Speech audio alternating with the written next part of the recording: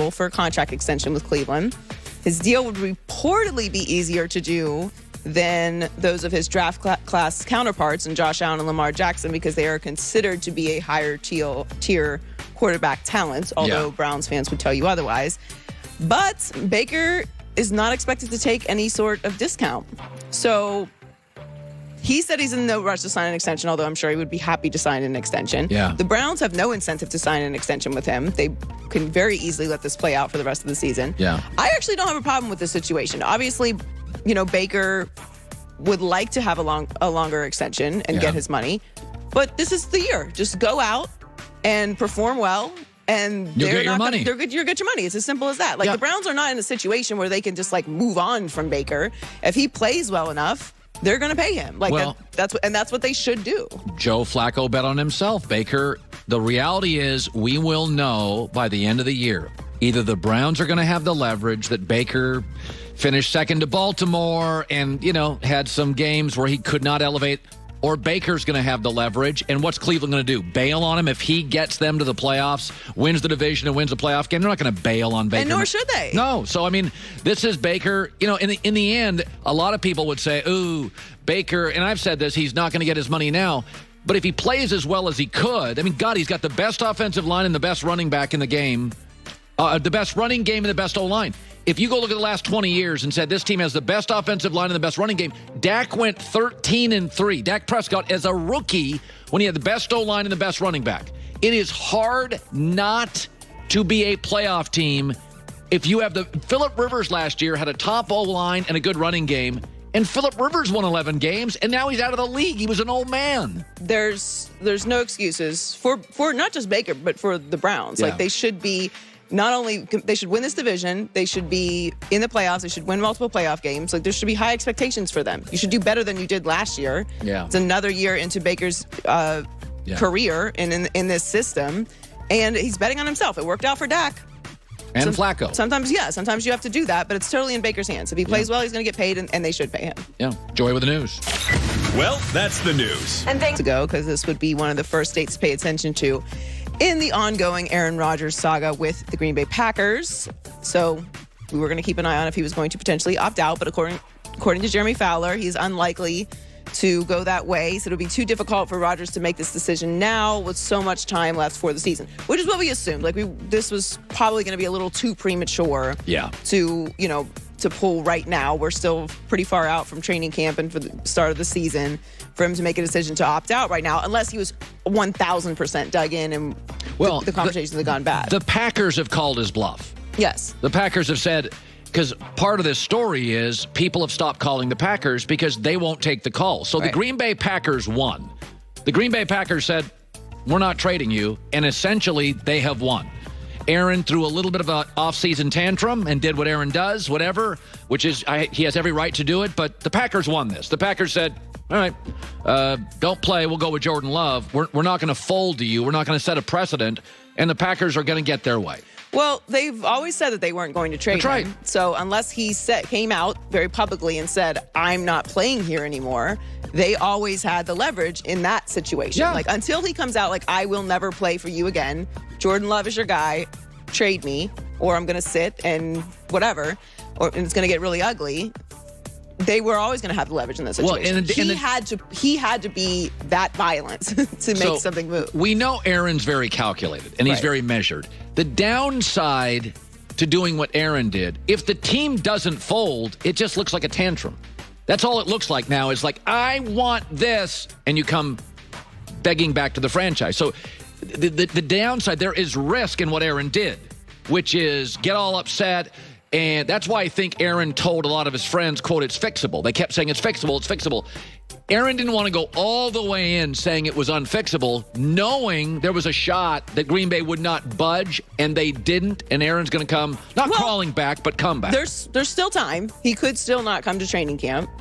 That's some money to leave on the table, about $2 million, but he could still not go to training camp. Now, I don't anticipate that he won't be at training camp because what's the value if you are going to play this year and hurting yourself by not getting those reps and not being around your teammates and not being with the team if Right. you are going to eventually come back. So I think he'll be at training camp, but there still are a couple dates before we can see if he's going to play this season with them. So Baker Mayfield will be with the Browns at least through 2022 after the team picked up his option. He's also eligible for a contract. Chicken wing chain Wingstop. He got some money for it. They gave him coupons. According to an article in Sports Illustrated, he panicked when he lost his coupons for free chicken wings. That's who he is. That's his personality. I know people like that. He's frugal. So with a lot of athletes, like a Steph and LeBron, California is where they need to be. Like, that's where they need to be. It doesn't matter. You got shoe money. They're making so much money. LeBron needed to be in Los Angeles. The taxes don't matter as much to LeBron because he's not going to get these opportunities and these cozy deals and this television network. It's in his backyard. Like, it makes sense for LeBron to be here. Forget, Ohio's cheaper. Exactly. There's a reason, right? But in Kawhi's case, he's not a TV production guy. Not going to make any money on that. He's not a social media star. He's not driving major shoe dollars. His money is NBA money. 4 years, he'd lose $18 million in California. Here's another thing to think about. Health. Kawhi doesn't have 10 years left. Hell, I'm not sure if he's got 4 years left. So Kawhi's not a guy like LeBron who was an Iron Man for 18 years until he had a minor injury. Kawhi's been hurt third year in the league. These rumors are now being confirmed. Miami, Dallas coming after him. And I think Dallas fits way better. First of all, Luka is a lot better than Jimmy Butler, and I like Jimmy Butler. But Luka is 10 years younger and better than Jimmy Butler. Also, because Dallas is only a 3-hour flight from California, you get taxed for where you make your money. So he'd be in Dallas, but he could still be close enough to keep his fam on the mansion in California that he just bought. You can have the house here. You know Kawhi, Toronto. He'll live in a condo. He doesn't care. He's a loner anyway. So Luka's also, if he goes to Dallas, he no longer has to guard Luka, who's the biggest nightmare for any great defender. Anytime Luka and Kawhi play now, hey, Kawhi, you got to guard Luka. Wouldn't have to anymore. It's also perfect for Dallas. What does Dallas need? A 2. I said Porzingis is a great 3. He's a weak 2. Now Porzingis is your 3.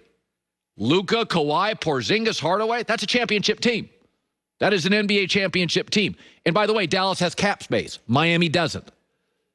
That makes a ton of sense. Don't kid yourself on the state tax thing.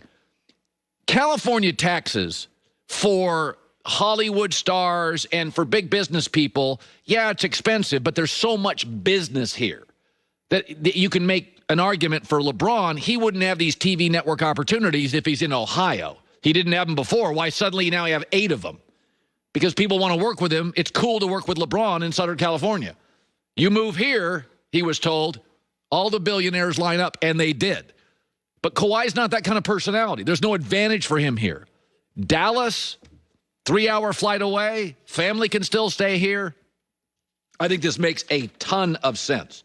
Also, and this needs to be considered as well, he can hide in Dallas. Dallas is a football town. The Cowboys run the city. Now, some players may be turned off by that. They want to go to an NBA city, the Lakers, but Dallas is a football city. That's a football town. I think Kawhi loves that. Also, he doesn't want to deal with some of the responsibilities of a 1 and the media and the glare. Luka's already got that. Luka is going to be the star of this franchise for the next 15 years. So Kawhi can hide. Kawhi can let him deal with all the media stuff. And by the way, you got an owner who talks. You got Luka who talks. So Kawhi can just kind of move to the back and be great. Makes a ton of sense to me. And by the way, the Clippers would be fine. Clippers roster is good. They'd find somebody else. Hell, the Clippers gave the Suns all they could handle without him. All right, here's another one. I should save it for next segment. And this is how much we have today. Damian Lillard and LeBron hung out yesterday